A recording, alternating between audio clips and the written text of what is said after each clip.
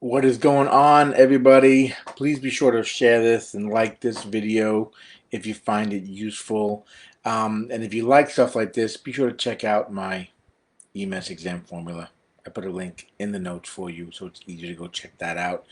And today, what I wanted to talk about was a little bit about your patient rapport, right?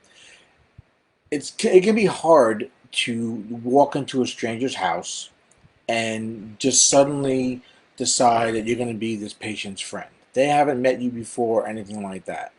And unfortunately for us, our time with the patient is limited, right? There's not a lot we can really build upon in a short period of time.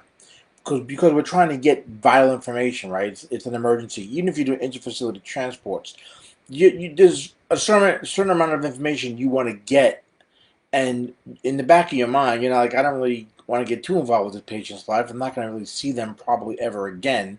But it's a good idea.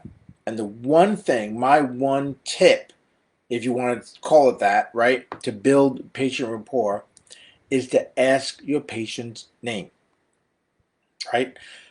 Often we go, sir, ma'am, buddy, pal, miss, Mrs., right? Stuff like that. But if you ask the patients their name, that's going to immediately start to build some rapport with them, right? And not just asking their name, but once you get their name, use it, right? Use it during your patient assessment, during your patient interview, okay? And usually I like to go and say hello, and I might start off with ma'am or sir. I want to go ahead. Can I take your pulse? Is one of the first things we want to do, right? Check out that circulation. And when I take their wrist and I start getting their pulse, I'll say, "And what's your name?" So what's your name, right? Now once they answer and they start kind of talking a little bit, that's going to immediately help you do what when it comes to your patient care and your assessment, right? It's going to help you assess their airway. It's going to help you assess their circulation a little bit better. It's going to help you even understand what their mental status is, depending upon how fast they answer you, if it's an appropriate answer, okay? And also assess their breathing. Can they say it and tell you their name and start talking to you in full sentences, or are they short of breath, okay? And remember their name, okay? So this way you can use it the entire time that you're with them. This is going to make the patient a lot more comfortable with you, all right? And it's going to make them really see you as a professional. It's going to make them see you as a competent EMT or paramedic. And again, it's going to improve the patient rapport that you end up having with them.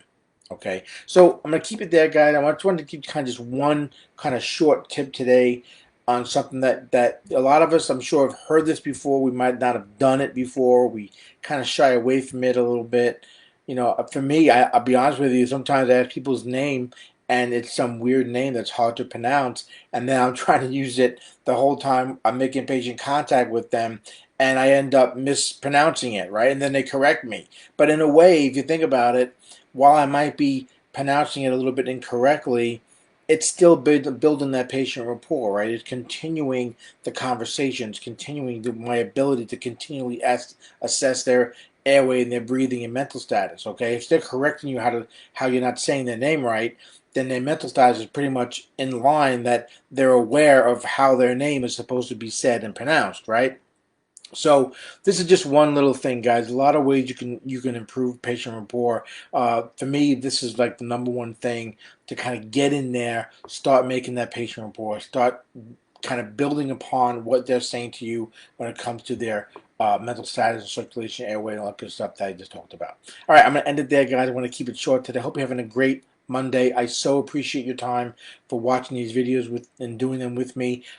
Be sure, do me a favor, like this video. When you like it, it doesn't do a lot for the video, but at least it lets the other people inside the group here know that there was a video, and then they'll get alerted to it, maybe come watch it after the fact. And of course, just want to get this information out to people that might be able to find it useful. Okay, end it there, guys. Like I said before, if you are struggling with content, passing exams, and anxiety and stuff like that, go check out the EMS Success Formula. It's in the show notes is a link for that. It's at emsseo.com/formula, and maybe I'll see you on the inside there. If not, I hope these videos are helping you out in other ways as much as they can as an EMS professional, either whether you're already in it or you're coming up and you're starting out in EMS. I hope this stuff is helping you out. All right, I'm going to end it there, guys.